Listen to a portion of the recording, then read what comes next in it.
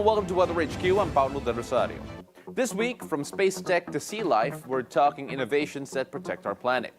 First up, Davao cacao farmers are going high-tech.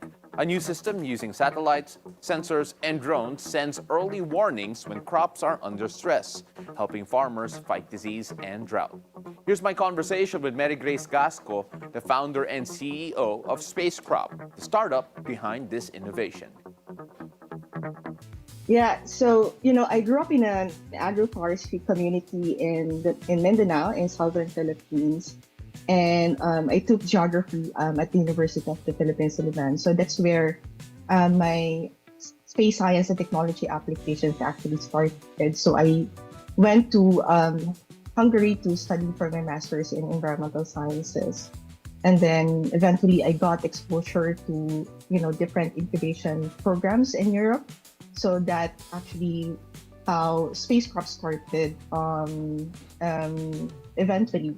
So we developed a smart irrigation early warning system for farmers in Europe for drought monitoring risks since 2022.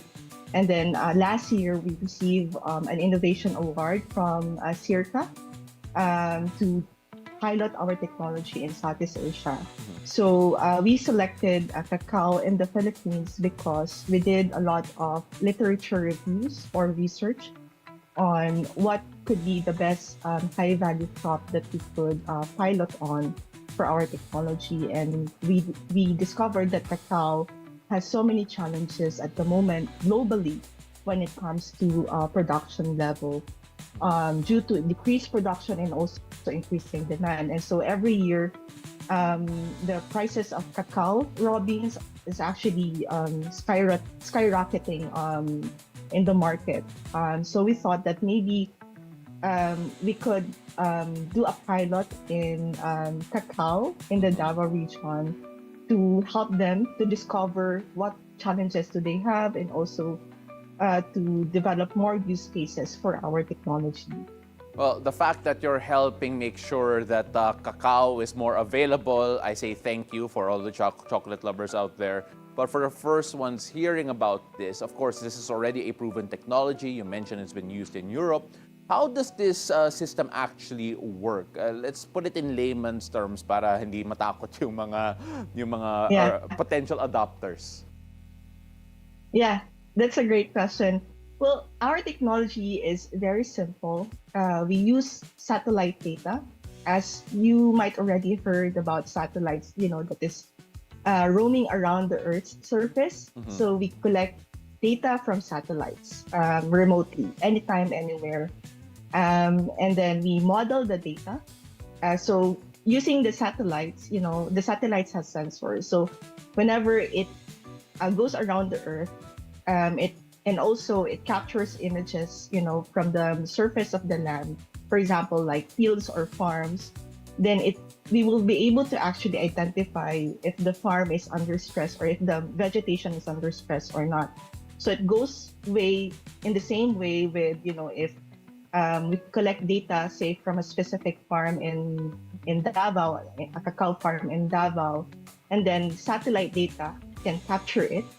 So we download the images, we build an algorithm or model out of it, and then from the model we can predict whether what would be the future risks that could happen in the field. Whether it is, for example, in the case of disease risk, so we can identify potential threats in the future together with weather data, and also we validate this also using soil sensors that we have developed, which measures different say parameters such as nitrogen, potassium, sodium. I'm sure that farmers are not aware of these parameters because they've been doing farming for decades already. Yeah. And the farmers that we have been talking to in the field in Mindanao and also in Cebu are very familiar with how their soil actually works by just looking at the eye. They know already what's going on.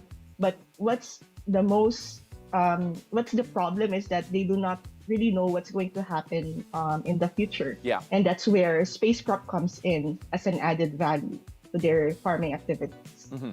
You mentioned the sensors. We also mentioned the satellites. So there's also on-the-ground efforts. But we've seen in the footage drones are also actually used. Yes. What are they used for in particular? How do they work together in terms of your gathering of data? So we use satellite data to monitor at the canopy level of the cacao trees. Meaning we see with satellites, we can see everything from the above, okay?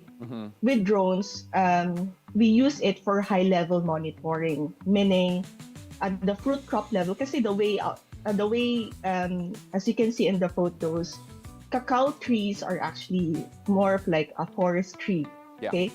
So, and the way most farmers would plant cacao tree is actually intercrop with other, say, trees such as coconut, durian, or even bananas, right? So, meaning, since they are intercrop, so sometimes there is intercanopy level. Satellite is actually good for that at the above. But we need something more like a high resolution monitoring, which we need to capture at the fruit level. And yung fruits naman is actually below the canopy. So that's where we use the drones for, okay, to detect potential risks of diseases or even diseases at the fruit level area. But then at the soil level, we also deployed our own soil sensors, which captures different soil parameters aside mentioned. Actually, sorry, Mary Grace, because there's a lot of data there, and I'm now very curious about what the farmers receive on their phones. Because if I'm not mistaken, the alerts are sent to their phones. Siguro kung maraming data yon, baka mahirapan sila. So what type of messages do they receive, and how does this actually help them do preventive action to prevent crop losses?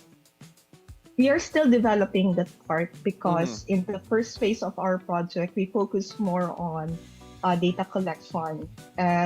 So, the project started last year. So that was the first phase, and we just recently completed that. And we're moving forward with the second phase, which is focus on heavy modeling and then integration of the system. So the alert system will come in via SMS.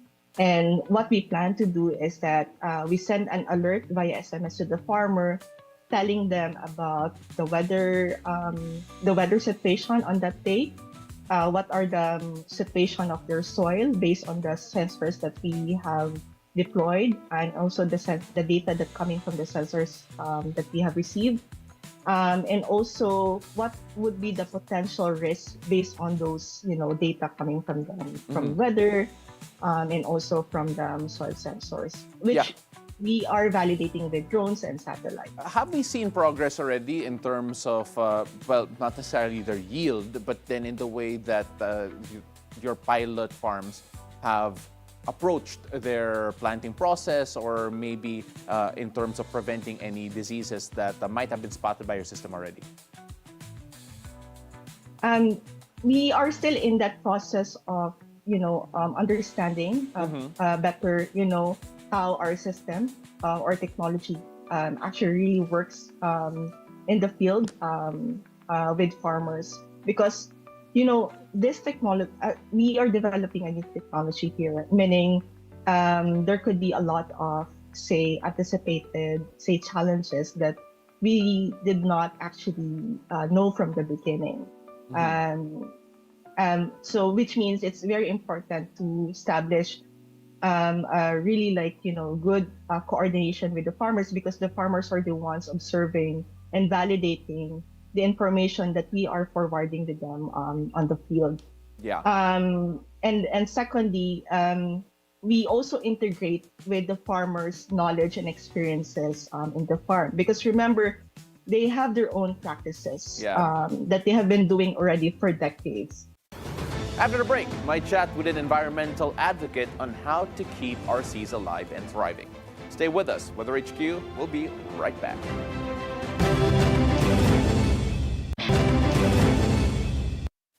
Welcome back. You're still watching Weather HQ. The Philippines, at the heart of the Coral Triangle, is home to some of the richest marine life on Earth. But our seas are in trouble. Corals are bleaching, fish stocks are falling, and climate change is taking its toll. To learn how we can turn the tide, here's my interview with Rodney Galicia, the national convener of Aksyon Klima Pilipinas. From the latest evidence, scientific evidence and assessments, ang situation ng ating marine ecosystems, especially in relation dito sa atin, and coral reefs and fish populations, very serious, no? Very serious. Sa maraming aspeto, deteriorating. And the current situation, the current state, what the evidence shows, sabi nga natin, some of the most striking indicators relate to coral bleaching. We know we are in the midst. Dito tayo ngayon sa 4th Global Coral Bleaching Event na nag-start noong 2023. And yung mass bleaching has now been documented in at least 82 to 83 countries all over the world. And yung 2025 Reef Survey ay nagsasabi na this was the worst annual coral loss in 39 years, for example, dito sa Great Barrier Reef. Pero hindi tayo lalayo, no? Pati dito sa ating Coral Triangle, sa VIP, Verde Island Passage, nararamdaman na rin. Kaya with this reality, napaka seryoso na pag-usapan natin ito. How serious is it now? Yung severity niya, very high. Yung trend niya, worsening. Yung urgency niya, very urgent. At yung potential for recovery, masasabi natin moderate to low in many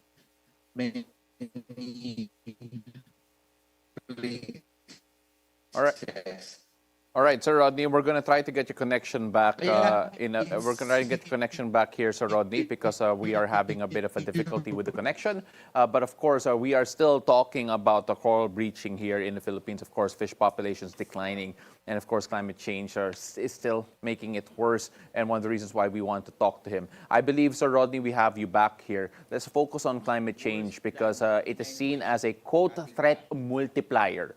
Now, when we talk about how climate change does impact the condition of our coral reefs and marine biodiversity, what do you feel are its most obvious and visual effects that we actually see that is an indicator that things are getting worse for our marine biodiversity? Ecosystem. And if we say multiplier, yung ocean chemistry natin we know na yung mga forest natin nag-absorb ng carbon dioxide, di ba? Pero our oceans, mas marami yung ina-absorb ng carbon dioxide. Now, if our oceans absorb more carbon dioxide, it becomes more acidic and it reduces the ability of corals, of shellfish, and other calcifying organisms to build their skeletons and shells. So, warmer waters also hold less oxygen, contributing to low oxygen dead zones. But we also know that our oceans contribute more oxygen para sa ating lahat. And for marine biodiversity at large, climate change reshapes entire marine ecosystems. So fish are migrating toward cooler waters, leading to declines in traditional fisheries and ecological imbalances in new regions. So naglilipat sila ng kanilang mga habitats. And then yung predators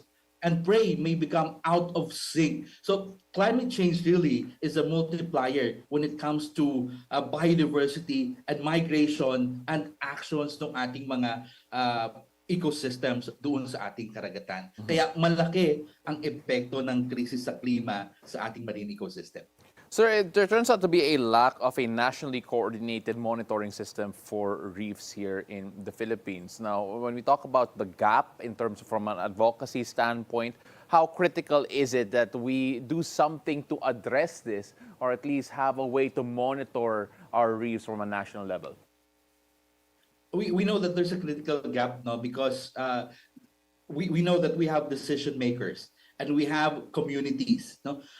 However, we have a gap without reliable, up-to-date information on the health of one of the country's most valuable ecosystems, and without consistent, standardized or system data, it becomes very difficult to detect trends, respond quickly to bleaching events or fishery declines. So yung information natin, no mga situation sa ating communities, no, underwater. So I think there's a need, no, there's a need to train citizen scientists yung basic information on the observation of data and of situations underwater. From an advocacy standpoint, coordinated monitoring is essential for accountability and informed action. And to address this gap, advocacy should push for institutionalized government-led reef monitoring and citizen-led, no, supported by the academe, the LGUs, the NGOs, and community group. And this includes establishing standardized survey methods, creating a centralized open access database, and securing sustainable funding. So sabay-sabay ito, no? It's about empowering policies, management, and communities to protect reefs for effectivity, for effective monitoring and effective advocacy. Lalo na sa grassroots level. Well, you did mention that, sir, and of course there is the Shore It Up program which highlights citizen science as a tool for reef monitoring for different local communities. But of course, in the interest of time po, we're going to have to try and put all of this together. You mentioned a while ago that when it comes to recovery, or at least our chances for recovery, we are at a moderate to low. Mag-focus muna tayo sa moderate. When we talk about the hope of actually recovering, the hope of actually addressing this problem, what gives you hope? And of course, what can people do to actually address this problem on a realistic basis to try and make sure that we do not get to a point wherein we lose a lot of our marine biodiversity and our resources as well? Napakasimple lang, no? Napakasimple bagay. Yung bayanihan ng mga tao, yung pagtutulong-tulong ng mga tao, right now we need a whole of society approach. It's not only the government who needs to act. It's also the private sector. And the private sector and the government helping each other, the communities will really learn from that. And then if we empower community, we know communities are already empowered. Kailangan lang nating tingnan sa ating mga community yung strength nila, no, na magtutulong-tulungan. And the movement is collective. It is very collective. And when we look at our values, such as the bayanihan values, makukuha natin dyan. Kasi we are talking about food on the table, no? When it comes to marine biodiversity, we're talking about sea level rise. We're talking about storm surges. So we cannot divide. Hindi natin maiwa-hiwalay ang mga issue na ito. But when we talk about survival, when we talk about food on the table, I think in communicating this kind of crisis, people will really be empowered to do something with the community. But we know the biggest gap ay walang masyadong resources ang ating mga communities, lalo sa rural areas, sa coastal areas. So I think as we know, the coordinated action, it should be a whole of society approach. And there are so many models, not just like the Shore It Up program, ng Metro Pacific, and many others. Well, of course, there are a lot of programs that we could emulate, and hopefully that the whole of community approach will actually come to fruition to address the problems. Sir, I'm sure a lot of people want to reach out and do help in their own ways. How can they reach out to your organization to try and find ways to address this problem? Yes, they can visit the livinglaudatosea.org.ph, Living Laudato Si Philippines sa Facebook natin. And of course, we know that yung climate change is a multiplier na may multiplier effect siya. And we at Action Klima, we invite everyone, no, to work with us. Please visit actionklima.org so that we'll be able to work with communities, as we have been working with communities for almost 20 years already. Up next, is the Philippines ready for a biodiesel boost by 2026? And what does it mean for our coconut farmers? Don't go away. Weather HQ will be right back.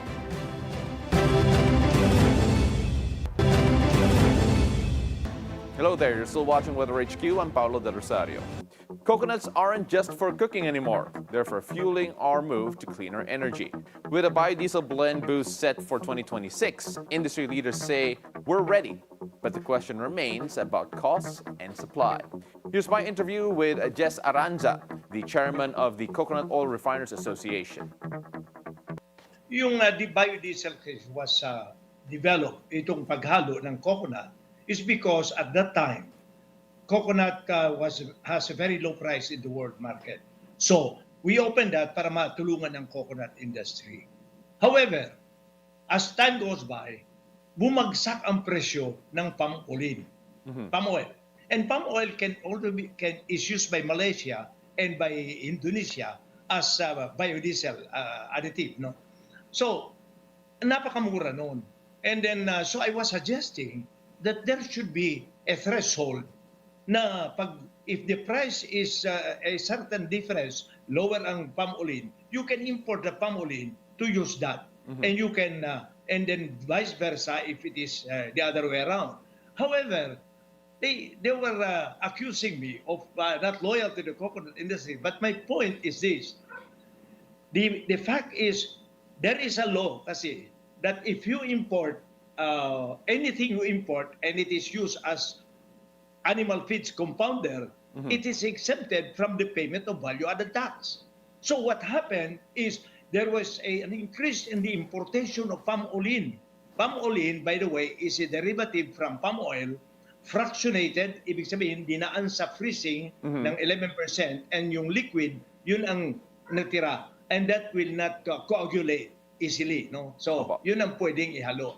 So, ini-import nila. But there is a condition by the BIR during that time.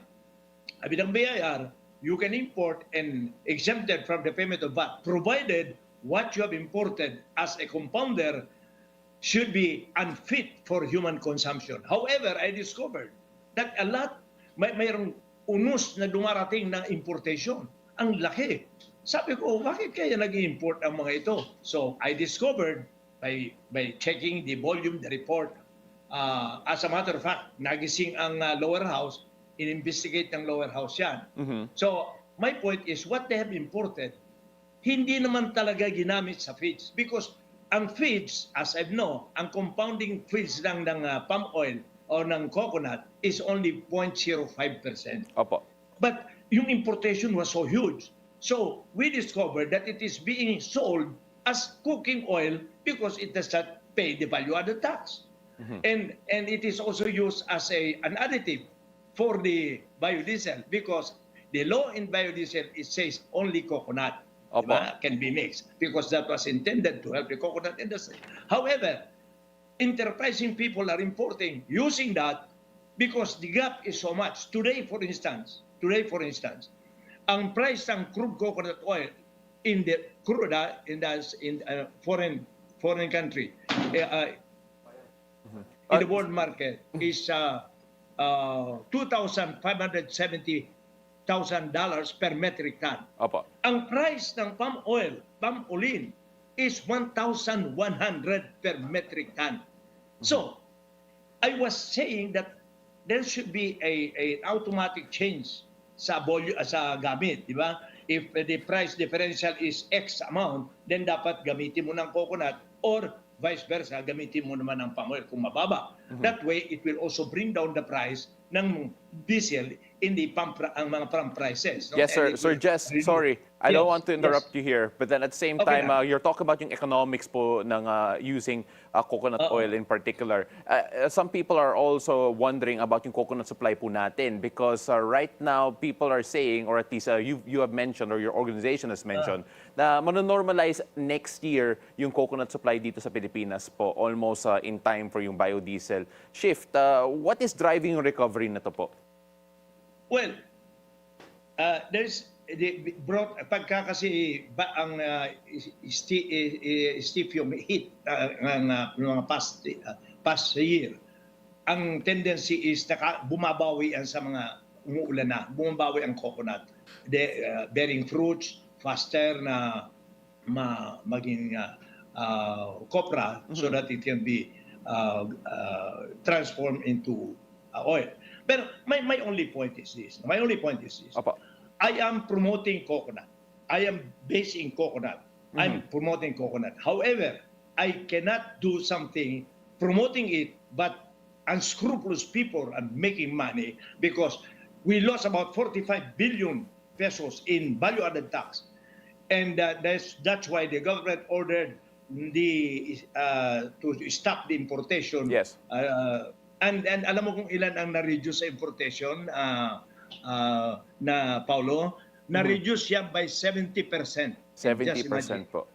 70%. Tingnan mo ang difference lang ha. I do the same mixture. 2,570 ang coconut. $1,100 per metric ton ang palm oil. So, if you don't officially say that you can use palm oil, they will always say, I am using coconut, therefore I will charge you based on a 2,570, I understand. not on a 1,100. Yun lang. Well, sir, again, looking at yung economics po nito and of course the importation, it feels like it's a bigger problem, a bigger story to be able to chase. But at the moment po, let's focus on yung coconut farmers po mismo and how if the coconut oil is used properly and of course yung creation of biodiesel is focused on coconut, how will this actually help yung mga local farmers po natin? Coconut used for biodiesel is just a small quantity. Hindi masyadong malaki yan. And kaya, it doesn't matter much sa coconut farmers.